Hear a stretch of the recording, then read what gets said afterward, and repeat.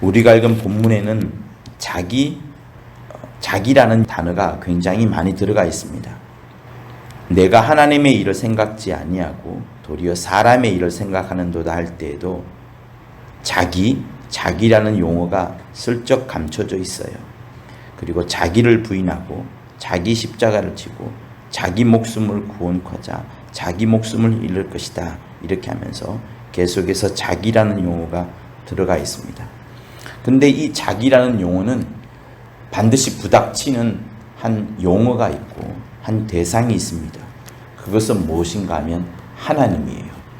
자기는, 여러분은, 그리고 나는, 저는 항상 우리의 생각들은 하나님과 부딪힙니다.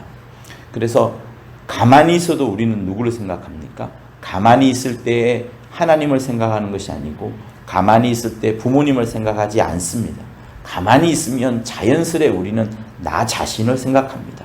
배가 고프다, 뭘 먹어야지. 이것을 하고 싶다, 이것을 돈 주고 사야지. 항상 우리는 자기를 생각합니다. 남의 예쁘고 남의 잘난 모습을 보면서도 나도 저렇게 되어야지 하면서 자기를 생각하는 것이 우리예요. 우리는 근본이 흙에서 온 사람인지라 육체는 당연히 흙으로 들어가고 혼도 역시 흙에서 연유한 것이기 때문에 늘 자기를 생각합니다. 그러나 이 자기라는 용어가 하나님과 부딪히면서 하나님의 일을 생각지 못하게끔 하고 하나님의 일을 방해하게끔 되어 있습니다. 그러므로 우리는 늘 깨어있지 않으면 자연스레 살아간다 하면 우리는 하나님을 반대할 수밖에 없고 죽을 수밖에 없고 죄인이고 악인으로 살아갈 수밖에 없습니다.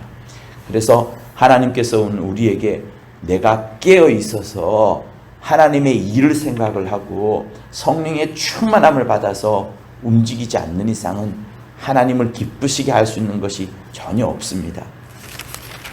예수께서 이 말씀을 하시기 전에 베드로가 예수와 대화를 나눌 때 매우 놀라운 고백을 하게 되죠. 주는 그리스도시요 살아계신 하나님의 아들입니다. 이 말씀을 하셨을 때 예수께서 그거 네 말이 아니다. 너가 익혀 배운 말이 아니다. 그거 너 스스로 너 자기에서 나오는 그 말이 아니고 하나님 아버지께서 일러주는 것이다. 이렇게 말씀을 해요.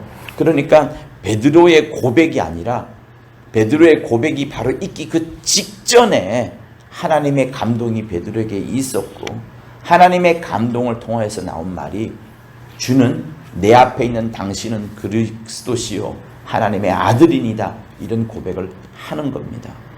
그래서 이런 고백이 막 놀랍게 펼쳐지고 있고 그러면서 예수께서 너는 이제는 시몬이 아니라 베드로라 할 것이고 너로 인하여서 음부의 권세가 이기지 못하는 교회를 세울 것이고 너에게 천국 열쇠를 줄 것이니 땅에서 매면 하늘에서도 맬 것이고 땅에서 풀면 하늘에도 풀릴 것이란 놀라운 약속을 해줍니다.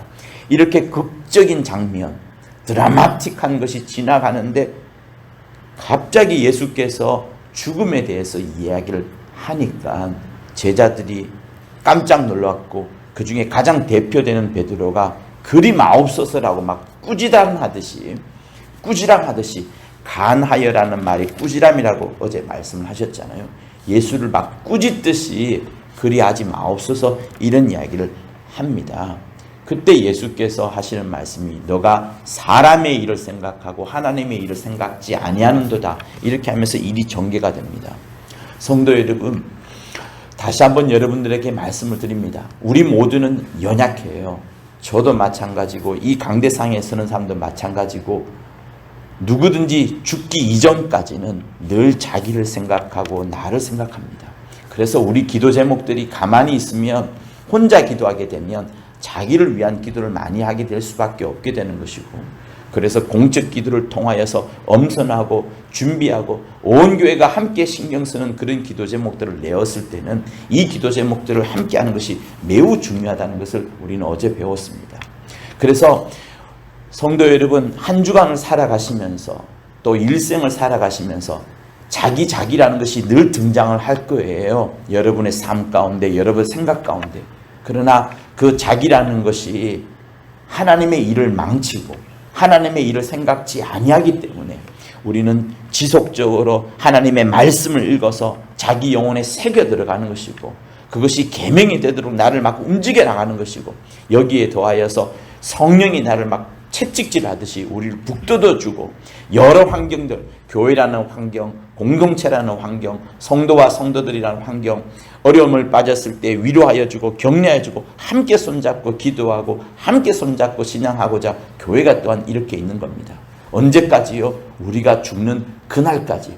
그래서 죽음이 우리 눈앞에 닥치고 마지막 그 임종의 그 침상에 누워있을 그때까지 끝까지 나의 생각이 드러나지 아니하고 하나님의 생각, 하나님의 일, 교회의 일, 교회의 생각, 주님이 우리를 통하여 하시고자 하는 그 일을 끝까지 완수해 나가는 것이 매우 중요합니다. 보세요. 주님은 계속해서 자기의 길을 걸어가십니다. 죽고 살아나야 된다는 것을, 고난받고 죽고 살아나야 되는 주님의 임무를 계속해서 해가고 있습니다. 제자들에게 고백도 듣긴 하지만, 그리스도시요 하나님의 아들이라는 고백도 듣긴 하지만 그거에 그치지 아니하고 그거에 기뻐하지 아니하고 계속해서 주님은 죽음의 길을, 십자가의 길을, 자기 임무의 길을 걸어갑니다. 침례 요한은 뭐였어요? 침례 요한의 임무는 예수께서 오실 때까지 성령이 비둘기같이 임하는 그가 올 때까지 계속해서 침례주는 것, 계속해서 침례주는 것, 그것만 하면 되는 겁니다.